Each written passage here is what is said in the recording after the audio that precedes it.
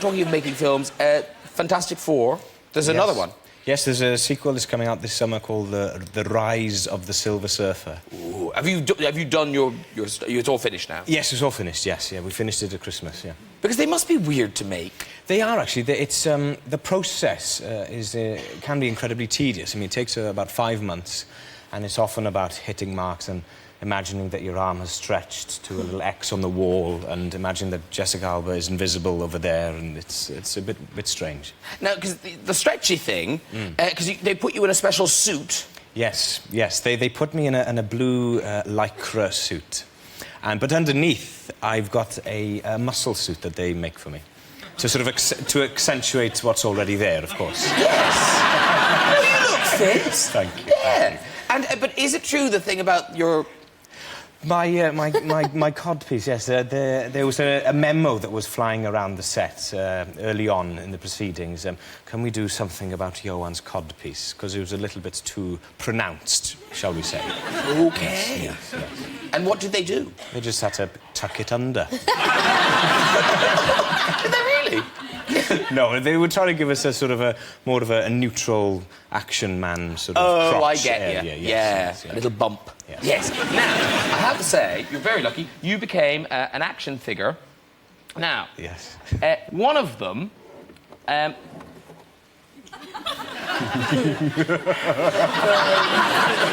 is a bit shit. I mean, look, even you look depressed to be it.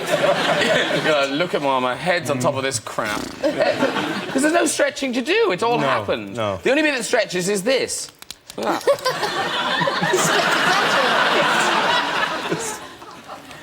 So that is a really depressing Christmas day. But don't you think it's a good likeness, though, Well, in the face is lovely. The face is lovely. But it's the oh, and yes, I see what you mean. Yeah. But the Lord taketh away, the Lord giveth, because there's this rubbish one. Then there's this one, right? Quite a good likeness. Quite a good likeness. Yes. Have you seen this one? I love this one. It's amazing. Yes, it's I a can't good believe one. Yeah. If sending people into space with NASA developed the thing that this is made out of, yes, money well spent. Look, do that. Oh, great. Hey. Right, grab his legs. Grab his legs. Go on in. Look. I'm just go. Don't you dare let go now. I won't. Isn't that amazing? Isn't that amazing? And wait, no.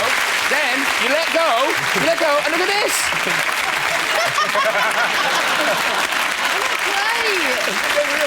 Isn't that so cool? If only that happened to fat people when they lost weight. It's really good, It's a good one, isn't it is. A really I good just love it. There you go. Stomach. I know, bless. And Chris, is Captain America definitely done? Yeah, I think it's done. I mean, it was a great run, and we went out on such a high note. I mean, what are the chances to have a character span that long a time with that much of a web of stories land on its feet in the final chapter, and to go out on that note, it would be risky to revisit, in my opinion. And like I said, it was just such a good experience. I think it's better just to be left that way. Oh, but very quickly, I have to say, another movie we loved you in was, of course, Knives Out. Oh, right. That movie, I mean, it just went gangbusters, didn't it, that movie? Yeah, it did. Well, I mean, people love a good murder mystery, and it's one of those genres that I don't think has been explored as much as maybe some other genres in film. So I think people were really excited about having one done really well. And as well as the plot, you know, people loved the plot of Knives Out, they loved the characters, but they also loved the cable knit sweater. Yeah, they did. Who doesn't love a cable knit? That's my favorite thing about living in Massachusetts. You get a good 6-month window where a cable knit works. But no, people went mad for it. It turned into headline news. Everyone's going nuts over Chris Evans' Knives Out sweater. Chris Evans' as a sweater is getting people hot and bothered over knitwear. And Esquire, here's how you can get Chris Evans' sweater from Knives Out. Presumably, you go to a shop. You know, it's not rocket science.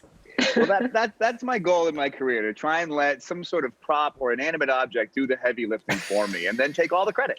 And presumably you can never wear one again.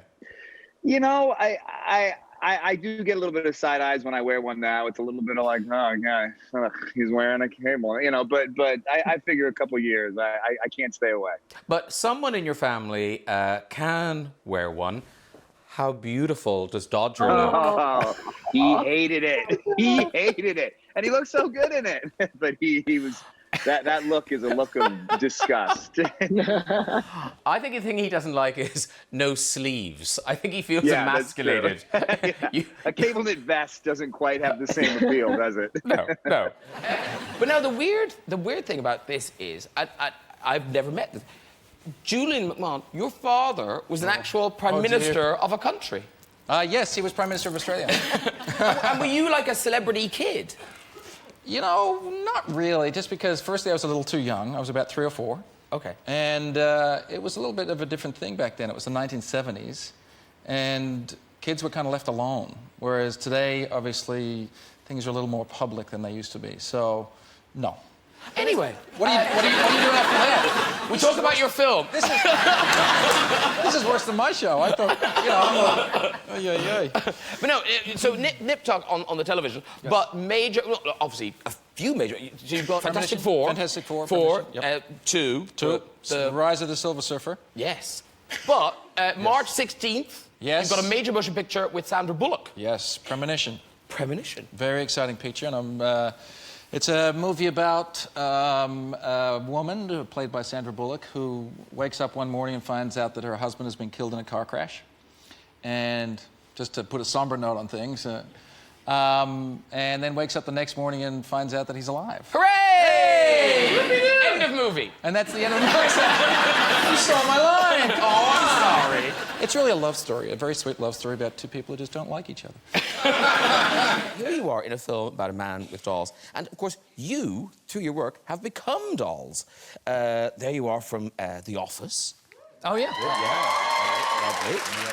Then what else have we got? We've got you from Anchorman. I think you've heard without the glasses. There you are from Anchorman. That is a really good doll. Look at that. Rick killed the guy. Look at that. That's uncanny. That could be the doll. Yeah. You should probably leave town. Rick killed the guy. Right. Rick killed a guy. I killed a guy with a trident. I love Lamp. I love that movie. I love Lamp. And then, little Gru. That's Gru. Look at me. Hey, everybody. It's a little tiny me I keep in my own pocket. It's so good, man. It's so good. Oh, my God. And not the only doll on the couch, because, hello. There There he is. Is there one with your face? This doesn't come. There's some other ones. Yeah, there's some other ones with in the tactical vests and the camouflage pants and the hair and all that stuff. And they have the little bobblehead version of me, which is pretty cool.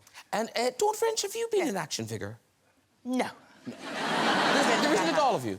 No. I've done some animation films. I've voiced a few things, but I've been Mrs. Beaver, for instance. Lovely. And I was in Coraline, but I don't think there were any dolls, no. Well.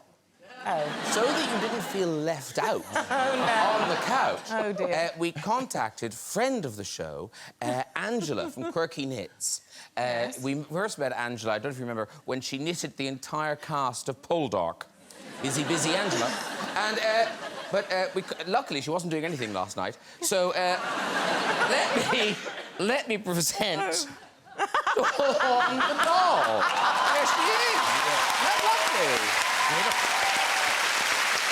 That's nice. Do you want that? Yes. There you go, my dear. Isn't that adorable?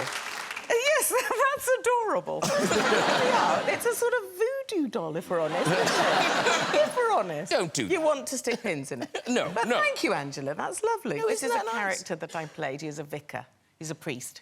Vicar of Dibley. Yes, that's gorgeous. Thank you. Yeah, good old Angela. Well done, her. The character you play is kind of the big connection to the first movie. Yeah, so I play Goose's kid, and Are we allowed to say that? Oh. Yeah. Maybe I think not. we are. Yeah, you are. I don't know. Yes, you can. Yeah. It's out now. Yeah, it's out now. yeah. So that's a joke, right? That's out. Like, oh. That's out. Yeah. But yeah, so I play his kid, and obviously there's some history there with Maverick. So I think it's really wonderful, and Tom, I had such a pleasure working with him and everybody in the cast, and the film's phenomenal. Not to depress anyone, but Miles wasn't born when the first Top Gun came out. So had you seen the first Top Gun? Yeah, absolutely. And I told Tom he's been waiting my entire life to work with me, literally.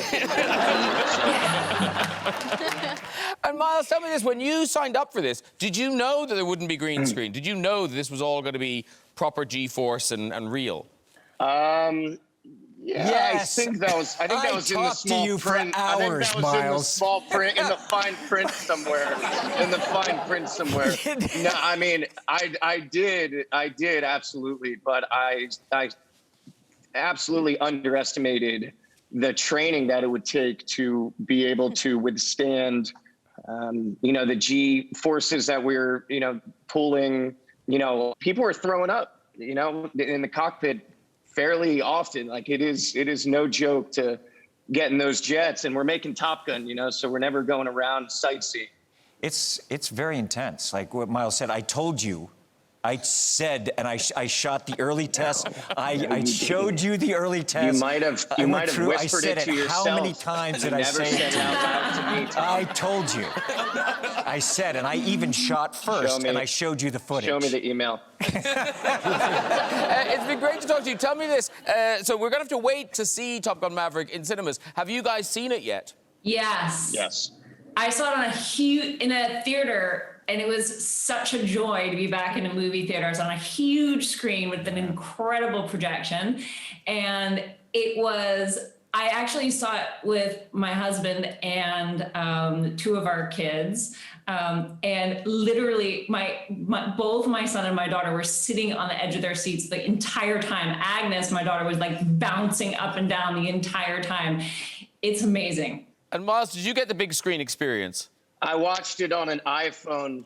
It was amazing. You son of a bitch, one of the new iPhones, like you the really big Miles. iPhone. It was incredible. I'm gonna crush you. Wait till I'm gonna crush you, okay? You'll never find me, Tom. Wait till I'm gonna come. I'm calling your wife, and she's gonna help me. Tell Kelly she's gonna help me, okay? Oh no, that's not true. We must talk about Tintin. We must talk about Tintin and celebrate Tintin. Yes. It's out next Friday. I've been lucky enough to see it. Good. It's just fantastic. None of you have seen it. No, can't wait to see it, actually. It really, I mean, I don't know. I mean, I enjoyed it. I don't have kids, but I can imagine, kids just loving it. Yeah. It's just fantastic. Yeah, Spielberg is kind of thrown back to his 80s Indiana Jones rollicking adventure. Yeah, and it's comedy, non-stop it's kind of adventure. ride. Yeah, and we've still stayed so true to the books as well. I think what we intended to do in making the film was we wanted to be able to pause the movie at any point and kind of take that kind of screen capture off and try and drop it back into one of the comics successfully, in terms of the aesthetic of really version. Yeah, as an adult, and the technology has really allowed us to do that. So it's really cool. It's really exciting. Yeah. So now, just quickly, everything in it. Yeah. You did. Yes. Because people will see it thinking it's very, very clever animation, which it is. Yeah. But you did it all. Yes. So Okay. it's a similar process to that they use for Gollum, for Lord of the Rings, which Andy Serkis did very successfully and brilliantly. Andy Serkis plays Captain Haddock in our movie Tintin. They also use that technology on things like Avatar and King Kong and things like that. So we're doing everything. We're acting everything. Everything that you see is a human performance that's then rendered and animated on top of it as well. So when you watch it, do you get to watch it like an audience member? Do you sort of forget that you're in it? No, it's crazy because we made the movie in one room, except that the movie completely spans the middle of an ocean, the Sahara Desert, a Moroccan city, a European city. That sequence is amazing. Yeah, it's a great sequence. Amazing. All one shot, yeah. So we're boring everyone now. I know. Oh, that bit. But it is crazy because it's not me, but yet it's me. I think people who know me really well will see all the kind of tics and all the stuff that I do naturally, but... Vanessa over here, you are joining the world of action. Mission Impossible Fallout, which is coming out later in the summer. Apparently, this is the first image we've seen of you in the film. Yes, vice versa. And is this your secret, not your secret weapon, but your specific weapon? Weapon of choice, yeah. And what's it called, a butterfly? I don't know. Butterfly knife. I think it's a barley knife? No, it's a butterfly knife. Okay, you In know America, how to use it's a one. butterfly knife. Do you know how to use one? I do. It's a boy thing, I guess. No, it was Isn't a martial art thing. Like a It was fun... Did you have to learn how to... You presumably have to learn how to do it. Yes, My wife has yes. one. I don't think it's a boy. We were trying to work out what my character's weapon and like how she would fight because it's really interesting. I'd never done stunts before. You guys have done so many. I knew nothing. So we did do a movie Everest. I had to roll down a hill quite quickly. You rolled well. I somersaulted. Yeah. Rolled well. And I didn't even make the movie actually. But anyway, so You don't care now. Huh? You're doing very well now. Oh. Yeah. Josh is only saying that movie. because No, it's I'm true. like in Everest. I think I'm in like We were a together huge for puffy 4 suit, and you months. can't recognise me for the You entire can't duration of the recognise film. I was like, anybody in Mum, I'm that the movie. one with the yellow and black stripes, fifth to the right, up the hill. She's like, which one? I think someone left the premiere and was like, good to see you. What are you doing here? I was like, I'm kind of in the movie. I was the one in yellow and black. Anyway, we have some good stories. We do have good stories. Really good. 5 months of a mountain, wasn't it? 5 months, and then you go see the movie, and then basically it's a bunch of people you can't recognize going like this. Oh,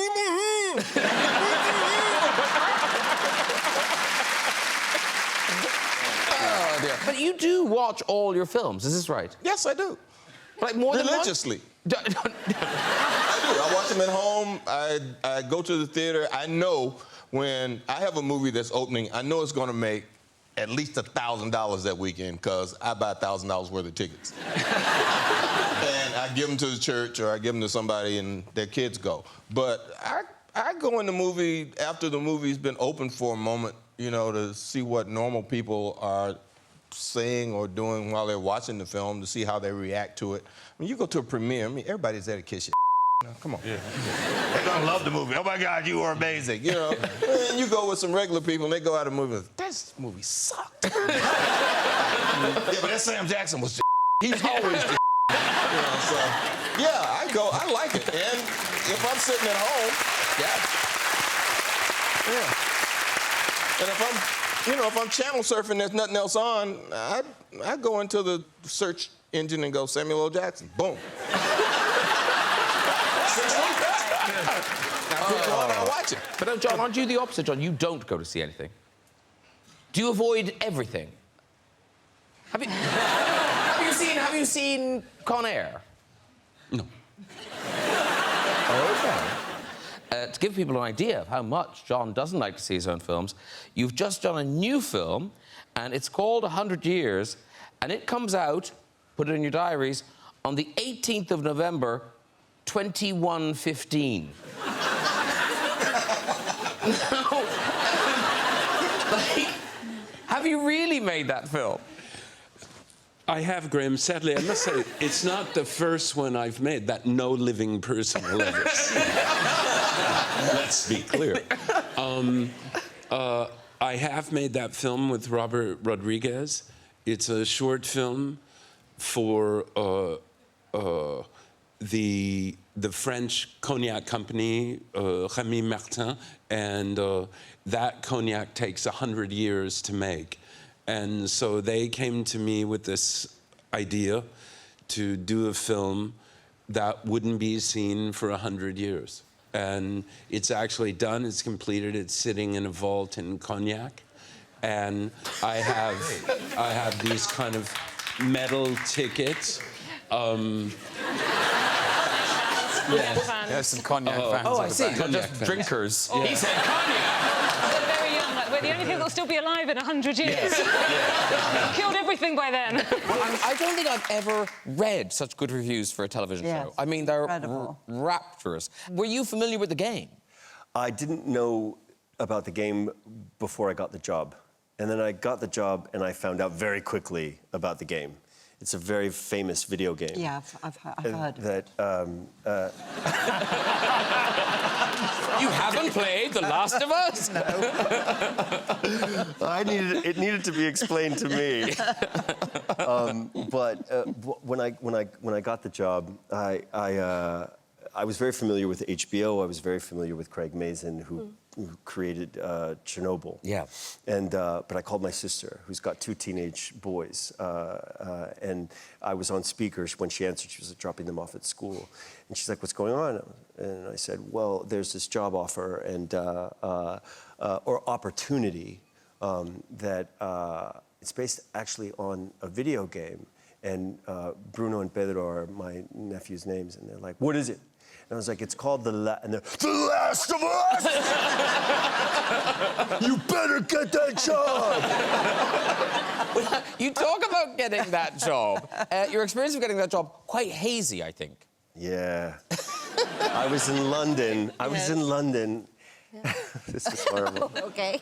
Okay, so it all happened very, very quickly. It was a very strange thing where it was read the scripts, talk to Craig, and then, you know, it was getting later and later at night. And we're shooting in London at the time, and they needed me to stay up late to meet the creator of the video game and the executive producer, Carolyn Strauss, who was on Game of Thrones, and to continue kind of like, you know, trying to convince them to hire me for the job. And by the time it was all said and done, it was late, and I took an Ambien, a sleeping tablet. That's strong. To go to bed, yeah. Because I knew that I needed to, because I was, at that point, I was kind of hyped up. Yeah. You go to work the next day, you've got to Yeah, and I was excited about the prospect. So they called me to tell me that I had gotten the job, but I'd already taken the tablet. So I really didn't think, I thought that I would at least have to wait until the next day, you know? And okay. yeah, and I remember actually. Yeah, that's cool. Yeah, I was like, oh my God. And then like a couple of minutes on the call went by apparently, and I was like, so what's up? Did I get the job? And they were like, what are you talking about? We called you, we told you got the job. And I was like, oh, I did? And they're like, what's it? And I was like, oh, I took a tablet. I forgot that completely. Woke up in the morning, it was all like, oh my God, did I get the job? You know, I'm gonna have to wait all day. They're in LA. I'm in London. I'm gonna be waiting by the phone and everything. And I had gotten the job. I'm surprised you kept the job. Yeah, no, Hey, let's think again.